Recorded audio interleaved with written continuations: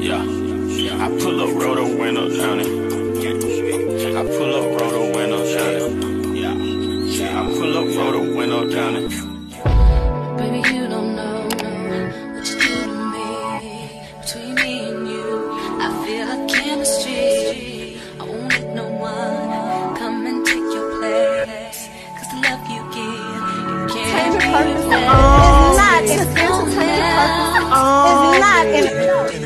That's why I spend my life with you. Hi, hotties, kettles, tea stirrers. You here for hot tea. All commentary is alleged, and in my opinion, this is for entertainment purposes only. We definitely have to talk about the interview that Kimmi and Angry Balls did. Y'all know, I've been so busy keeping up with the star of the show, I haven't even gotten a chance to review last week's episode, but we are going to review last week's episode and this week's episode sometime soon. I just knew it was important for us to come and discuss Kimmi's response to her Angry Balls husband, because she is the very woman that I talk about on my platform. She's the very woman that realistically I despise. Like, I don't like weak women. In my opinion, weak women are dangerous and they set us back light years behind. Because weak women don't speak up for themselves, they allow men to basically run all over them. Most times, weak women are male-identified women. I've been telling y'all, Kimmi is a male-identified woman. I don't like male-identified women because typically they life suck.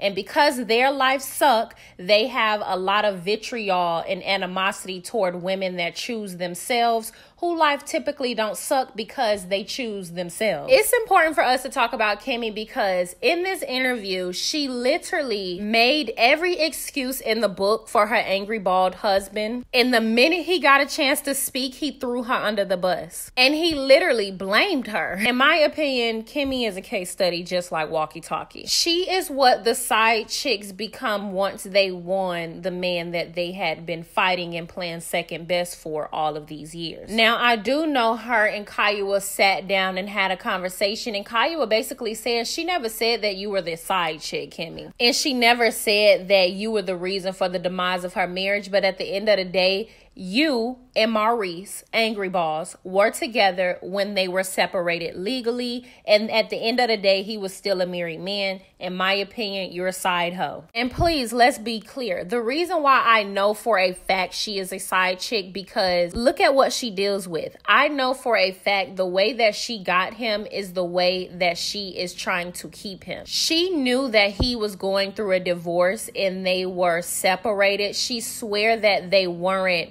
dating until after the divorce, but at the end of the day, you were talking to a married, separated man who had a son. And guess what Kimmi did? She opened them legs up. But that's what women do, especially when they're playing on men. You open them legs up. And if he a weak man, he gonna crawl right up into them legs. So in my opinion, Kimmi knew what she was doing when she got this man, which is why she subject herself to being a sex mule for him. Because women with options understand that men that love you will do any and everything that you want them to do. And a man that subjects you to being his mule or some type of stepping stone or some type of thing that he uses to implement and make his life better will run you right into the ground ultimately. And that's what we're seeing with Kimmi. When she first was on our TV screens, she seemed to be this well put together woman that had it all together, but we see very well that that is not the case. We see that she is a desperado and has gotten up in age and subjectified herself to being just something.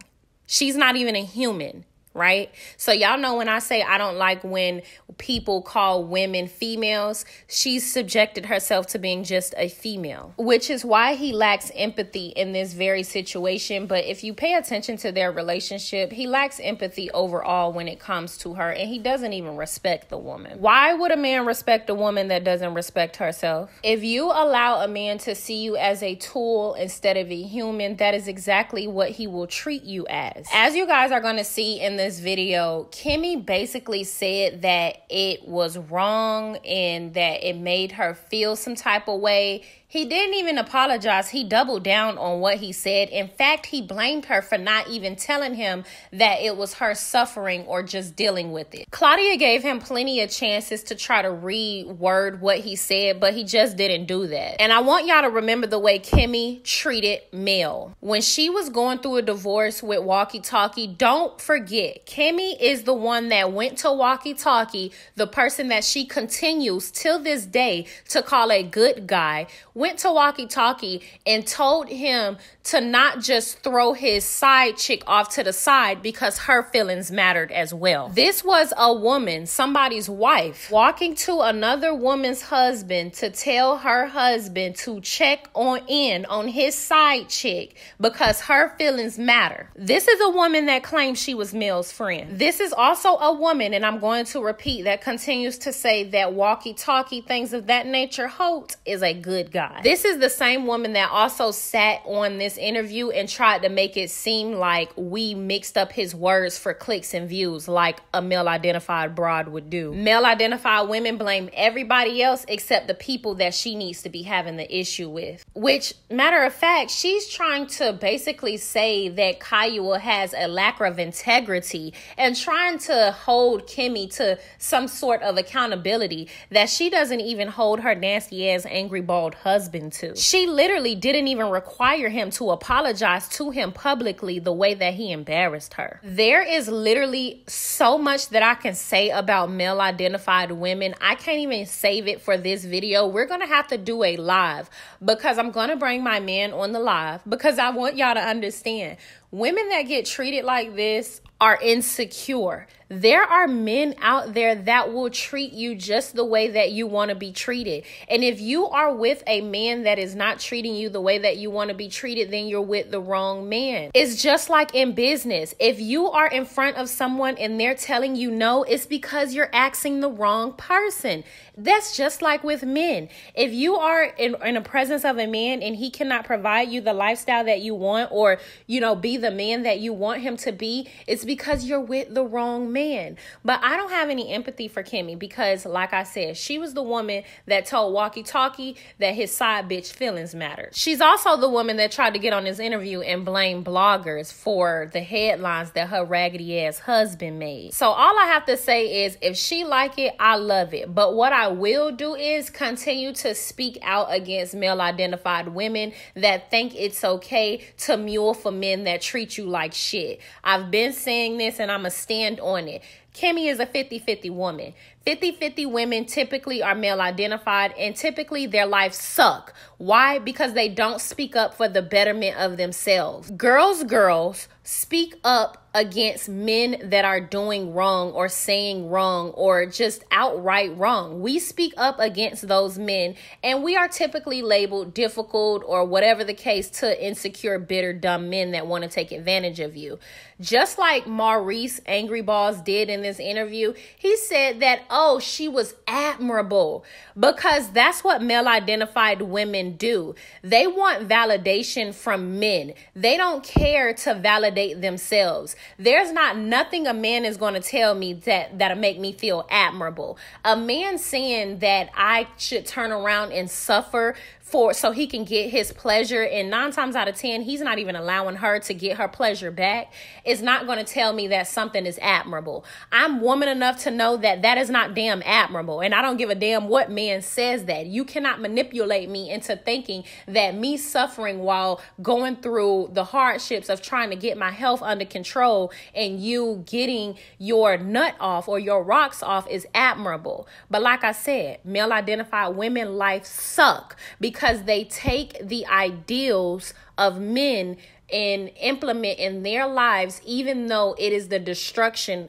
or not the destruction, but even though it is to their detriment. Male-identified women put male ideologies before their very own, even though they know women need certain things in order to be and feel good or in order to just thrive. This is a woman that said she would never go more than 7 days without giving her husband sex. But while you're on your period, and I'm pretty sure she's past her period point, is your husband the type of man that at least cater to you and take care of your very household for at least minimum 7 days? I guarantee you Maurice Angry Balls is not that type of man. So the fact that she would even put herself in a position to be a mule, oh, I don't want to give my man, I don't want to go 7 days without sex. That's so surface to even say at your big grown old 50 plus year old age that you don't want to go 7 months. I mean, I'm sorry, y'all. See, I'm getting besides myself, but she don't want to go 7 days without giving her man sex. The fact that you can't train that dog, because that's what it is. He's a dog. I would never in my life let a man think it's okay to not go more than 7 days without sex. And if that dumb, nasty dog can't go 7 days without sex, he can get the fuck. Because I don't give a damn. A man with no self-control is not a man for me. A man with no self-control is weak. So if a man can't wait 7+ days for me, he ain't mine. And people and women that think that this is some type of admirable thing to say, it isn't. Because at the end of the day, we all get old. And as you get older in life, at the end of the day, a man should just love you for simply you being you. If he can't love you and for months and months and months being in a relationship without sex, then there is a problem there. He doesn't actually see you for who you are as a woman. He see you for the things that you can give him.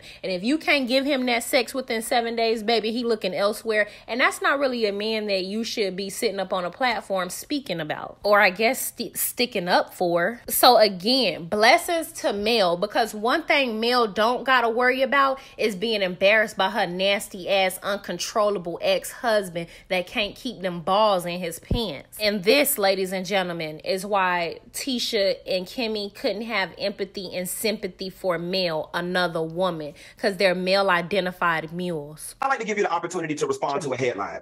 A sad case of a man. Love and Marriage Huntsville fans slam Maurice for demanding intimacy while Kimmi goes through chemotherapy. Kimmi, what is your response to the backlash that Maurice has been getting lately? So here's the thing, like originally, I didn't even watch it. He told me he had an interview with Carlos, and usually I just kind of get the nuts and bolts of it. You know, he was like, well, we did this. He asked me about that, and I didn't do anything. And then when I finally saw stuff just kind of everywhere, I was like, oh my gosh, what did you say? I literally was like, what did you say? And so one of the comments somebody keeps screenshotting around is the fact that I said, let me go see the interview. And people were like, I don't believe she hasn't seen it. And I just got life. Like, we got stuff. So when I actually did see it, I told him, I said, no, disrespectful. Like, the words that you chose were cruel to me. It wasn't protecting me. The irony of the conversation in itself was that if you actually watch the show, I'm the one who initiated the conversation in regards to the fact that the chemo has affected my libido. And I know that affects him and his sexual interest. So he has never forced me to do one single thing. He has never made me. He has never implied he was going to leave me. So the headlines, in order to get likes and tags, I absolutely get it. But the words that he chose to use throughout that interview, I felt were a bad choice of words in regards to me, because it didn't protect me in the words that he chose to use to describe. Like, I think he said, bend over and take it. That's like ridiculous. Like, that's ridiculous. And I told him, I said, it was awful. The wording choice was awful. You know, I want to jump in and say something real quick. I was horrified too with some of the language. And I spoke about having a situation where it was the reverse. I had a man that had some issues. I want to ask both of you. Kimmi, I want to ask you first, do you feel the pressure? Like, if I don't satisfy my man, even when I don't feel good, am I nervous? Do I feel a way about the future of my marriage? And Maurice, if you could take back what you said, would you rephrase it, or do you stand on exactly what you said? So for me, like I said, we filmed it and everything. For Kimmi, I never felt like he was going to leave me. That wasn't the case whatsoever. However, even before our chemo issue came up, we already had conversation about our sex life. We talked about our sex life before we got married. So this is like an honest statement. In Kimmy's world, I had made up in my head 7 days was the limit. Like, I would never make my husband go more than 7 days. I don't care if we're angry. I don't care what's going on. That was always Kimmy's rule in her head. And so in this case, we went about 2 weeks, and I was like, ugh. So it was my choice because I know that that's fulfilling for both of us. It's fulfilling for both of us. Like at the end of the day, he's not the only one missing out. I'm missing out because I don't have the same climax. I don't have the same arousal. You know what I'm saying? So I never had that conversation based on the fact that I thought he was going to leave. I know I love my husband and that is a big part of our world. I don't physically hurt. It doesn't hurt me to have sex. It doesn't do that whatsoever. It was just the arousal of the moment and the climax that is very different for me. So I'm just not getting the same fulfillment out of the sexual activity that he was. We got it. So let's get Maurice in here. Maurice, do you think it was selfish for you to force your wife to suffer through it while she was fighting for her life? Your words. Your words. Now, those are my words. And I'm going to own the words that I said. However, you have to take everything into full context. I didn't have knowledge of her suffering. I didn't have knowledge of her rolling over and giving it to me when she didn't want to, right? Or didn't feel the need to. At the end of the day, this is the thing. She surprised the hell out of me on television, talking about, you know what? I'm not getting it. I'm faking it. All that stuff. Like, listen, this is on national TV. So I'm like, oh, really? So you're faking it. This whole time I'm thinking that you're doing it. And it puts everything into context when you watch the television show and then you actually see the interview. Because for me to find out that she's faking it, and then for me to analyze the situation and say, it's admirable for her to do this because, number one, most people that do things for you let you know that they're doing it for you. They don't let you find out later on, oh, wow, you were actually hurting or you were going through something and you were sharing that and you were doing it for me. So, of course, I would change my words and give better context in any type of interview. However, I still think that You don't think it was a little cringy to even want to have sex with her while she was going through that? And I ask that because typically if somebody's not feeling well, we don't make them cook. We don't make them wash the dishes. We may not make them take the kids to school. And all of those things are oftentimes considered a wife's duty. You didn't think it would be all right for her to forego that one duty while she was going through this? See, this is the thing. We weren't doing it on the day she was feeling good. Unless I didn't know that either. Interesting. So can you ask you earlier, would you rephrase anything that you said? Because it seemed your wife just revealed that it was your words, right? And how you said things, bend over and take it. I've done this many times. I've said stuff and it's like, I wish I would have said it like this. Would you rephrase anything? Would you do over? Or are you like, no, I meant it exactly. Definitely. Anytime my wife feels like she's not protected by whatever I do, that's my job. That's why God gave her to me, is to make sure that I have a covering and protection over her at all times. And if she feels like my words are crass, then I'll take my words. I'm not one of those people that say, man, I said what I said. Now, mind you, that's a great quote and everything else that goes around social media. I said what I said. I don't even know where that came from. But Candy. I'm not one of those people. It came from Candy on the Housewives of Atlanta. She said it on one of the reasons. But I'm not one of them. I said what I said. I said what I said. Hold on. Let me say it better the next time. So, I know y'all probably been through this, and we know Martell and Melody have gone through this. The fans have been voicing their opinion about Maurice's remarks, and many of them are saying, Kimmi should leave the relationship. Obviously, you're not going nowhere. But has all this scatterbutt from the fans affected you guys' relationship? I actually really don't care what people say that don't love me. Like, they love me one day, they hate me the next. I don't really care what Kimmi says. If Kimmi says it offends her, guess what? I'll be changing. If Monster says it offends him, Jalen, any of the kids, guess what? I'll change. But I think it's a moment in time being on, television that we have to take a lot of comments, whether we agree, don't agree. I usually take most of them with a grain of salt most of the time. However, I think, some of our fans to me just go overboard, like really for real.